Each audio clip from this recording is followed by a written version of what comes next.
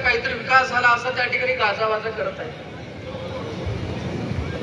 ज्यावेळेस आम्ही कॅम्पेनिंग करत होतो किंवा गावामध्ये प्रचार करत होतो त्यावेळेस कळलं की काही गावामध्ये बिल उचलून खाल्ले पण त्या ठिकाणी कोणत्याही प्रकारची कामं झालेले नाही. आमच्या बाजूला गाव आहे तुगरी नावाचं, त्या ठिकाणी सुद्धा मस्जिदचा असाच प्रकार होता, त्या ठिकाणी सुद्धा अशाच प्रकारची घटना त्या ठिकाणी झालेली आहे. आणि एवढे करत असताना काही ठिकाणी म्हणत आहेत की आम्ही एवढी इमारती बांधल्या, एवढा विकास केला, तेवढा विकास केला. मला ह्याच आपल्या उदगीर आणि जळकोटच्या लोकांना प्रश्न असा विचारायचा आहे, ज्यावेळेस आदरणीय मंत्री महोदय मागचे इलेक्शन लढवत होते तर त्यावेळेस सर्व लोकांनी त्या ठिकाणी सर्वांनी मदत करून त्यांना ह्या ठिकाणी निवडून आणलं होतं. आणि आज हे मंत्री प्रत्येक गावामध्ये मताला 1000 रुपये देऊन तुमच्या स्वाभिमानाला खरेदी करत आहेत. याच्याबद्दल काय करणार? ज्यांनी तुम्ही पैसे देऊन त्यांना निवडून आणलं तेच तुम्हाला आता पैसे देऊन वाटत चालल्यात. म्हणजे विचार करा की काय मोठा भ्रष्टाचार आपल्या ह्या मतदारसंघामध्ये झालेला आहे. जवळपास आपल्या महाराष्ट्रामध्ये 288 मतदारसंघ आहेत. त्या 288 मतदारसंघापैकी आपला उदगीर जळकोट मतदारसंघ असा आहे की त्याच्यामध्ये सर्वात मोठा भ्रष्टाचार झालाय. अशा प्रकारे आपल्या मतदारसंघाचं नाव खराब करण्याचं काम इथल्या मंत्र्याने केलेलं आहे. एवढंच काय करत असताना प्रत्येक समाजाचे, मुस्लिम असू द्या, लिंगायत समाजाचे असू द्या, या मराठा समाजाचे नेते असू द्या, त्या ठिकाणी ते आपल्या नेत्यांना बगलात घेऊन फिरत आहेत आणि सांगत आहेत की लिंगायत समाजाचा जाहीर पाठिंबा. अहो, खुद्दार लिंगायत समाज इकडे सुधाकर भालेराव साहेबांसोबत आहे आणि काही 4 दलाल लोक हे मंत्र्यासोबत आहेत. खरं बोलतो ना मी?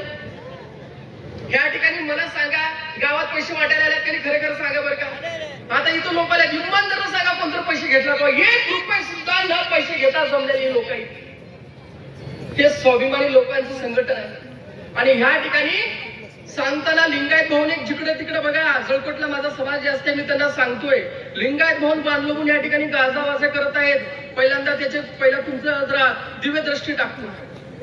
लोकांना पण सांगा, अहो जी लिंगायत समाजाची आपल्या उदगीरची जागा आहे त्या महाराजांना पूर्णपणे फसवण्यात आलं. पहिल्यांदा त्या महाराजाला काय म्हणले माहितीये? महाराज हे जागा आपल्याला तुमच्या जागेवर बांधायचं आहे. महाराज ठीक आहे समाजाचं काय म्हणून त्या ठिकाणी राजी झाले. आणि त्यानंतर आदरणीय मंत्री महोदयांनी त्यांना सांगितलं की ही जागा आपल्याला नगरपालिकेच्या नावानं करावं लागेल. जागेची व्हॅल्यू किती होती माहितीये का? 50 कोटी रुपये जागेची व्हॅल्यू होती. किती कोटी? 50 कोटी. आणि बांधकाम झालं 3-3.5-4 कोटीचं बांधकाम झालं. आणि अशा प्रकारे त्या महाराजाला आणि लिंगायत समाजाला फसवण्याचं काम कोण केले? तर त्या मंत्र्यांनी त्या ठिकाणी काम केलं. आणि सोबत काही इकडले तिकडले नेते सोबत फिरत आहेत. आणि मागच्या इलेक्शनला काय म्हणले तरी माहितीये? एकही लिंगायत समाजाचं मला मतदान पडलेलं नाही. जर मला मतदान पडलं असतं तर ते कांबळेला तेवढे मतदान पडले नसते असं त्या मंत्र्याचं त्या ठिकाणी म्हणणं आहे. मला सांगा हो, जवळपास अर्ध्याच्या वर लिंगायत समाज त्यांच्या सोबत फिरला, त्यांना निवडून टाकला, त्यांना आपल्या मताची किंमत नाही हो. त्यांना आपल्याबद्दल देणं नाही ना, आपल्याबद्दल त्यांना प्रेम नाही ना, आपुलका नाही. हा जो त्यांचा प्रेम आहे हा मगरमच्छ आसूचा त्यांचा प्रेम आहे. आणि ह्या आपल्याला मगरमच्छ आसूला ओळखून येणाऱ्या काळामध्ये परिवर्तन घडून 288 आमदारापैकी मान्य सुधाकर भालेराव साहेब यांना पाठवून मंत्रिपदामध्ये आपल्या सर्वांना या ठिकाणी बघायचं आहे. आणि आदरणीय सुधाकर भालेराव साहेब हे आपले भूमिपुत्र आहेत. आणि एवढंच नाही तर येणाऱ्या काळामध्ये आपल्या उदगीर मतदारसंघाचा चेहरा मोहरा बदलण्यासाठी आणि आपली जी प्रतिमा आहे ती चांगली करण्यासाठी आपल्याला सुधाकर भालेराव साहेब पाहिजेत आपल्याला. एवढंच काय, मराठा आरक्षणाचा मुद्दा चालू होता. मराठा आरक्षणासाठी आदरणीय जरांगे पाटील प्रामाणिकपणे समाजासाठी संघर्ष करत होते. आणि संघर्ष करत असताना काय झालं त्या ठिकाणी? तर हे आदरणीय मंत्री महोदय एकनाथ शिंदेच्या पाठीमागे बसतात आणि बाकं वाजवतात.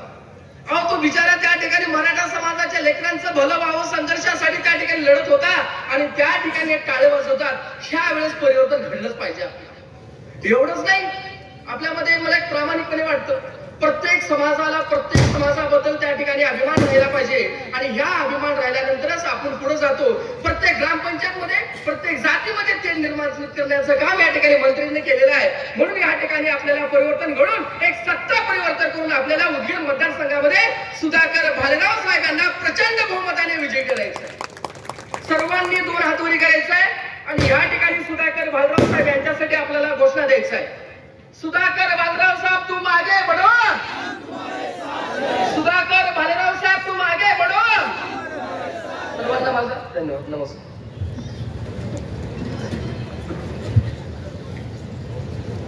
मान्यवरांचं आगमन या नगरीमध्ये झालेलं आहे.